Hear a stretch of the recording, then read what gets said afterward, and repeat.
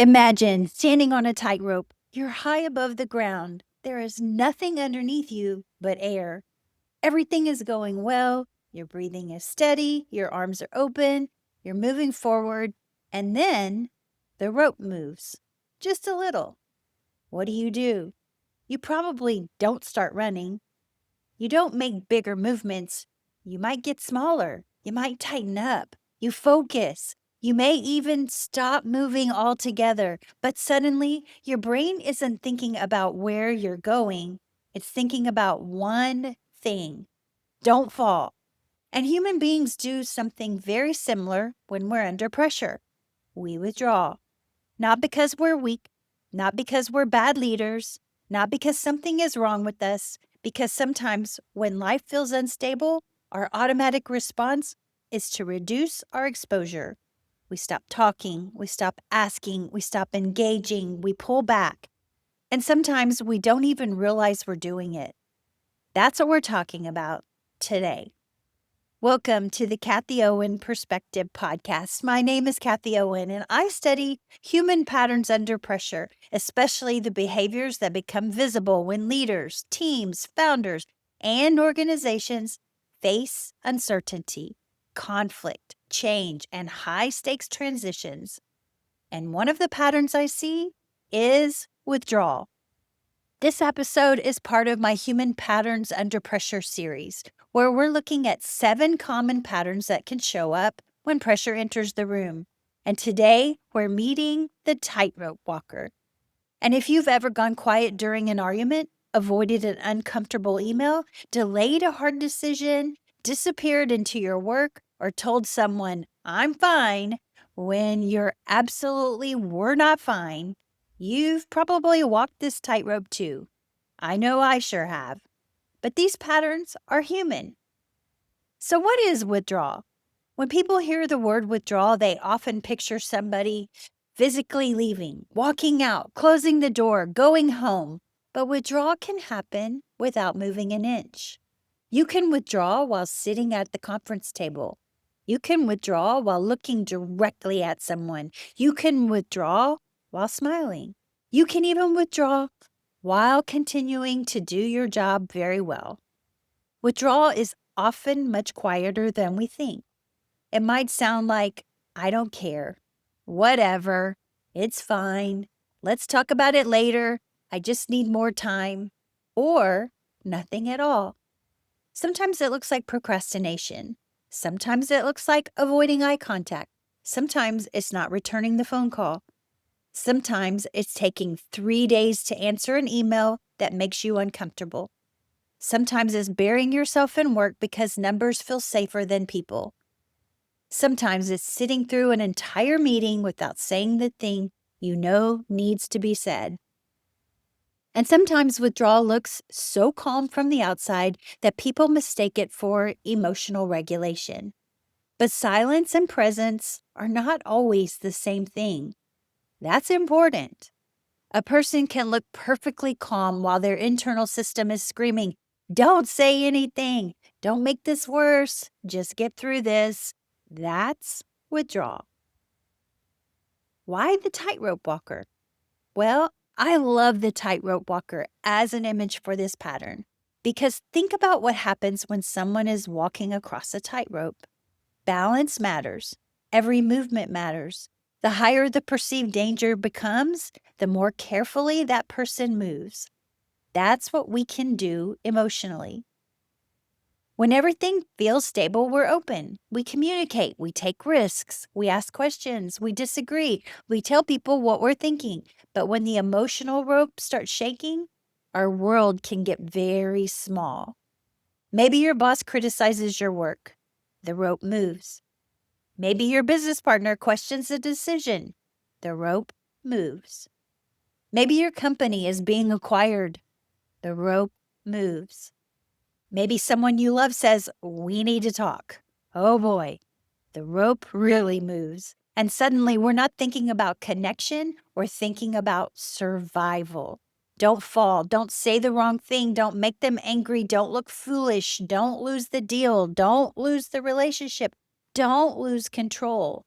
So we reduce, movement. We reduce exposure. We withdraw. Withdrawal can look responsible. And this is where the pattern becomes especially interesting in leadership. Because withdrawal doesn't always look dysfunctional. It can look very responsible. Imagine a leadership team discussing a serious problem. Everyone is waiting for the CEO to make the decision. The CEO says, I want to gather a little more information. That could be wisdom, or it could be withdrawal. We don't know yet. A founder might say, let's revisit this next quarter. Maybe that's strategic. Or maybe the founder cannot tolerate what this decision represents. An executive might become incredibly busy during a difficult transition. Everyone thinks, wow, she's working harder than ever, but maybe work has become the hiding place. This is why I don't like labeling people by behavior alone. The observer asks another question. What's happening underneath the behavior? Walking away isn't always withdrawal. This distinction matters. Sometimes walking away is the healthiest thing you can do. Imagine two people leaving the exact same difficult conversation. One person leaves because the emotions feel unbearable. He avoids the conversation for 3 weeks. He doesn't answer messages. He hopes the problem disappears. The second person notices that the conversation has become reactive.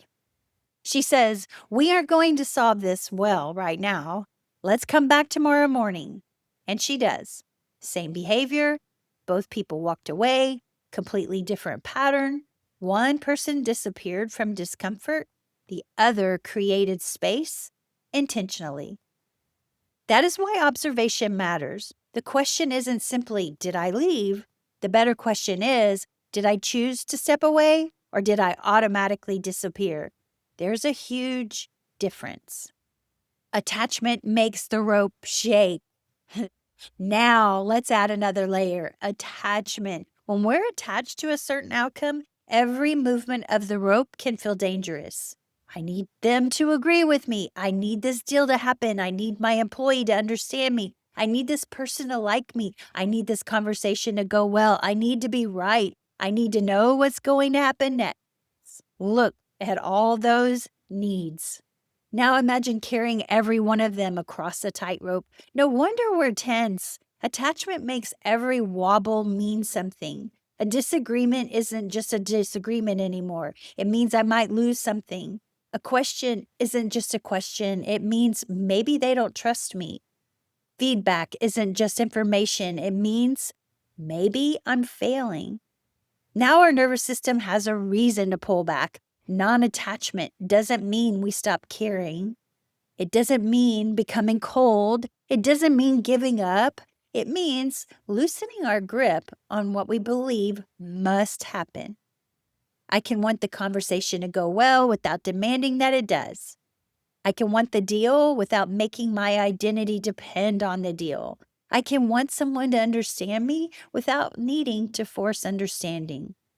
That gives us room on the rope. Awareness creates choice. So what do we do when we notice ourselves withdrawing? First, we don't shame ourselves. That's important. Remember, these are human patterns, not robot patterns. I do them, you do them, every leader does them, every person does them. The goal isn't to become a human being who never withdraws. The goal is to recognize when the pattern has taken over. That's awareness. Maybe you notice I'm avoiding the email. I'm getting really quiet. I'm putting this decision off again. I'm pretending I don't care. I'm staying busy so I don't have to think about this. I'm waiting for somebody else to bring it up. That's it.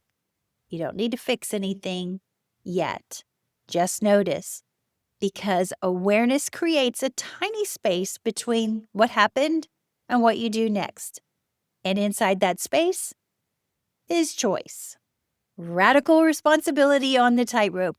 And this is where radical responsibility enters the picture. Radical responsibility is not blame. It isn't, this is all my fault. It's much more powerful than that. It says, this is my pattern, What do I want to do with it? Maybe somebody else did shake the rope. Maybe they behaved badly. Maybe the situation is unfair. Maybe you didn't create the pressure at all, but your response belongs to you. That's where your power lives. You cannot always control who shakes the rope. You can learn to observe what happens inside you when it moves. That is radical responsibility. And then comes courage. Now we get to my favorite part of the tightrope walker, courage. Because courage is not the absence of fear. Look at somebody standing 50 feet above the ground on a wire. Fear would make perfect sense. Courage is the willingness to take the next intentional step anyway. Sometimes courage means speaking. I disagree. I need clarification. Something isn't working here. I don't know. I need help.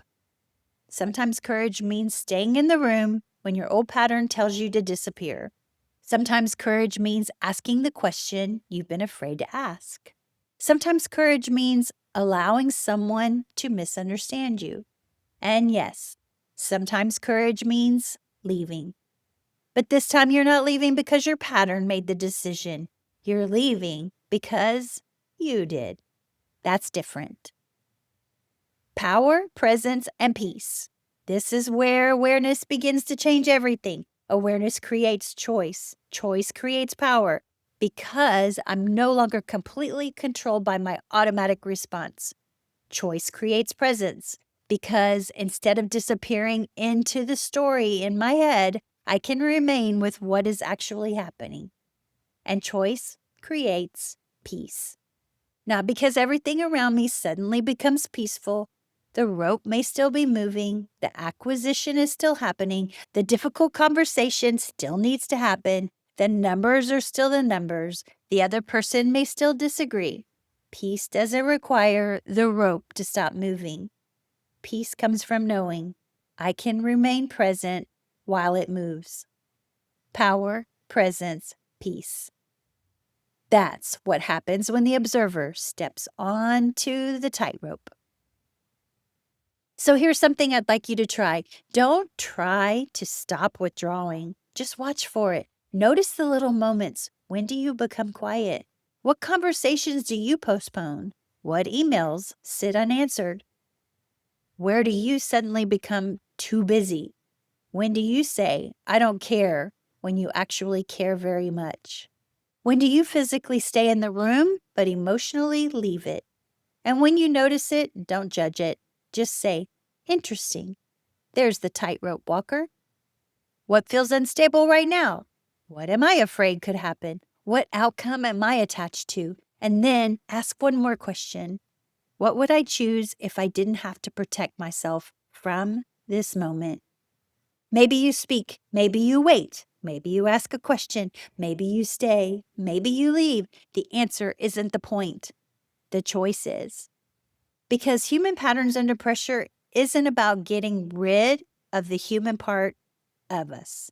It's about becoming more aware to recognize our patterns before they make every decision for us. The tightrope walker will probably always be part of the circus. That's okay. She knows something about balance, she knows something about fear, and she definitely knows something about courage. The goal isn't to never feel the rope move. The goal is to know you're on it.